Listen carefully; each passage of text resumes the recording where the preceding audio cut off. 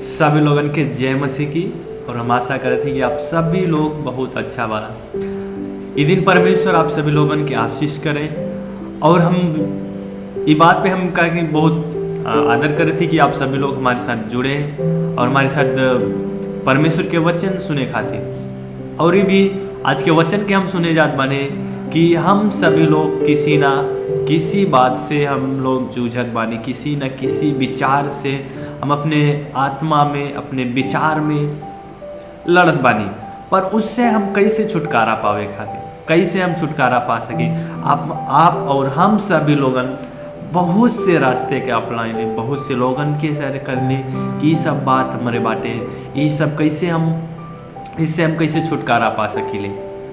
बल्कि आज के जो वचन परमेश्वर हमारे बीच में बात करे जान बारे, उससे हमें छुटकारा जरूर मिले, उससे हम आज़ादी के जरूर पाए।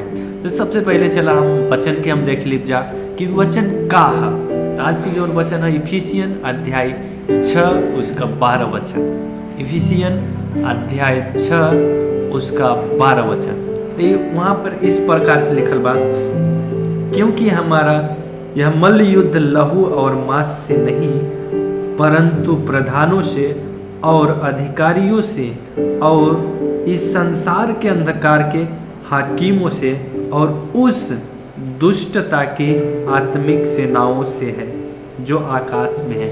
आमीन। तो यहाँ पे क्या लिखा बा कि हम सभी लोग सोचते थे कि हमार युद्ध जौन बाटे, हमारे युद्ध शारीरिक तौर से बाटे।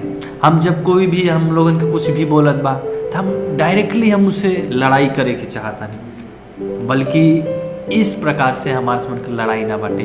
अगर कोई भी हम लोग के गलत शब्द बोलत बा, कोई भी अनुचित शब्द बोलत बाटे कि आप विजेता नहीं है, आप अपने जीवन में कुछ भी ना कर पाइबा, आप किसी की योग्य ना बाड़ा, आप इनके बात के सुन के लड़ाई करे नहीं जाए के बाटे।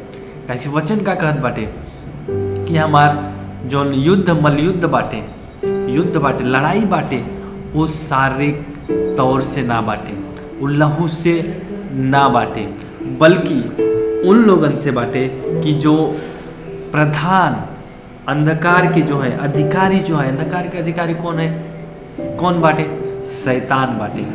शैतान हर समय ये ना ही चाहत कि हम लोग शांतिपूर्वक जी, हम लोग एक आनंद के जीवन जी, बल्कि शैतान हर समय हम लोग को गिरावन चाहता है। अगर कोई भी व्यक्ति हम लोग के नीचे गिरावत बाटे, हम लोग का मजाक उड़ावत बाटे, वो किसी भी व्यक्ति के तरफ से ना बाटे, बल्कि उस शैतान के तरफ से बाटे। वो जो शब्द बोले हमारे मन में आई के बहुत से युद्ध के बहुत बड़ा कह देते बाटे कि काहे वो बोला, काहे वो बोला, काहे अभी हम के ऐसा करब, हम लोग ऐसा सोचेला। बल्कि ये जो युद्ध बाटे, ये जो लड़ाई बाटे, वो हमार तरफ से ना बाटे, वो बल्कि हमारे आत्मा से हमें लड़े के बाटे। वो आत्मिक युद्ध हमें लड़े के बाटे आत्मा के द्वारा। तो आत्मा में हमें मजबूत कैसे होए के बाटे? जब हमें परमेश्वर का वचन बाटे, और जब हम इस वचन में हम देखा थे कि हमारे पास कौन कौन सी ऐसा हमें अगर आत्मिक युद्ध लड़े के बाटे, आत्मा में हमें लड़े के बाटे, तो हमें कौन कौन सी चीज़ की ज़रूरत पड़ा था। हमें सबसे पहले हमें सच्चाई की ज़रूरत पड़त है। हमें सच्चाई के अपने कमर में बांध के लेके चलत बाटे, हर समय सच्चाई के लेके चलत बाटे, धार्मिकता के जीवन जी एक बाटे, और सुसमाचार के हमें सुसमाचार के लेके चलत बा हमारे जीवन में, और विश्वास करे के बाटे हमें, तब जाके ये सब सारी बातें हमारे उद्धार के टोप हमें पहले के बाटे।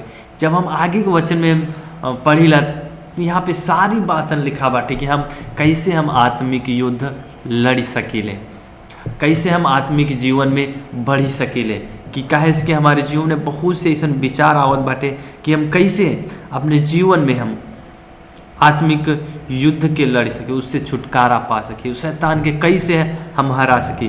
काहे से यहाँ पे लिखा बाटे कि हमें इस संसार की दुष्ट आत्मिक जो आत्मिक सेना है जो आकाश में रहले, आकाश में कैसे रहले? परमेश्वर उकरा के स्वर्ग से गिरैले। काहे गिरैले? काहे कि शैतान एक परमेश्वर के आराधक रहल और ओकरा के घमंड आ गई कि हम परमेश्वर के ही जैसा मानी। तो परमेश्वर ओकरा के स्वर्ग से गिरा देला, तो आकाश में आके रुक गई बाटे। इसीलिए हर समय कहीं ना कहीं शैतान की उपस्थित रहेला, कहीं ना कहीं शैतान किसी से लड़ाई झगड़ा कुछ ना कुछ करवावेला।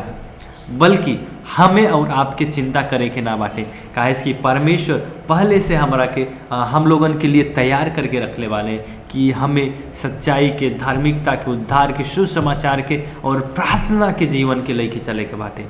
तब हम शैतान के हरा सकीले। अगर ये सारी बातें हमारे जीवन में ना बाटे तो उसके लिए क्षमा कीजिए, क्षमा करिए। हम आत्मिक युद्ध के लिए तैयार ना बानी, काहे कि युद्ध में जावे खातिर हमें हथियार की ज़रूरत पड़ेला।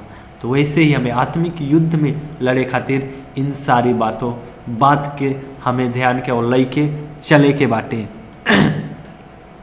तो इसलिए अभी आज आप और हमारे जीवन में ऐसा कौन सी बात बाटे कि उस बात से आप जूझत बाड़ा, उस बात से आप युद्ध के जैसा अपने मन विचार में उससे छुटकारा ना पाओ साथ, तो आज परमेश्वर से पूछी वो कौन सी बात बाटे कि आप उससे आप जूझत बाड़ा, उससे आप लड़ाई कर दो अपने मन में, अपने हृदय में। परमेश्वर से पूछी कि परमेश्वर हमें दिखाई कौन सी ऐसी बात बाटे कि जौना के कारण हम अपने बुद्धि में, अपने विचार में, अपने आत्मिक जीवन में हम ना बढ़ पाओल। आज के दिन में आप पूछ परमेश्वर से। और दूसरी बात, अपनी प्रार्थना में जब आप पूछ तो आपके पूरा अधिकार परमेश्वर ने हम लोगन के दे बा। यीशु मसीह के नाम से उसे हमें डिक्लेयर करे के बाद, उससे हमें बाहर निकाले के बाद, काहे कि यीशु मसीह के नाम में छुटकारा। तो एक बार फिर से हम आप लोगों की याद दिला दें वाली, हमारा युद्ध शरीर से ना बा, लहू से ना बा, बल्कि आत्मा से बा, आत्मिक से बाटे। तो इसलिए आज की इस वचन के द्वारा परमेश्वर आप सभी लोगों की आशीष करें। और आइए हम प्रार्थना करेंगे आप सभी लोगों के लिए। परमेश्वर हम धन्यवाद देते हैं आज के दिन के लिए। परमेश्वर सहायता करें हर एक परिवार के लोगों के लिए कि जो भी लड़ाई लड़त बाड़े अपने अंदरूनी, अपने दिमाग में, अपने हृदय में, उसे आज़ादी होवे खातिर। और हम प्रार्थना करते हैं परमेश्वर की सहायता करी कि उस सारे हथियार के बांध ले, सच्चाई के, उद्धार के, सुसमाचार के, विश्वास के, वो जब अपने जीवन में लेके चले जा तो शैतान के सामने आसान तरीके से खड़ी सकेला। परमेश्वर धन्यवाद देते हैं और सभी लोगों के आप आशीष करें, सभी लोगों के मन के, हृदय के आज़ाद करिए आज के दिन में। परमेश्वर धन्यवाद देते हैं सब हर एक बात के लिए, वो सारा आदर करो मैं आपके देते हैं। प्रार्थना प्रभु यीशु मसीह के नाम से मानते हैं, आमीन आमीन। परमेश्वर आप सभी लोगों के बहुत आशीष करें और बहुत बहुत धन्यवाद हमारा साथ जुड़े खातिर और इस वीडियो के, इस वचन के देखे खातिर। परमेश्वर आप लोगों के बहुत आशीष करें। अगर आप लोग आशीष बाड़ा, आप लोग परमेश्वर के वचन के ग्रहण कर ले बाड़ा, तो हम तोहरा से निवेदन करती कि आप इस लिंक के आप अपने परिवार के लोगों के लिए, अपने दोस्तों के साथ आप लोग बांटी, ताकि वो लोग भी आशीष का कारण हो सके, ताकि वो लोग भी अपने जो मानसिकता, अपने दिमाग के युद्ध बाटे उससे लड़ सकें। आमीन।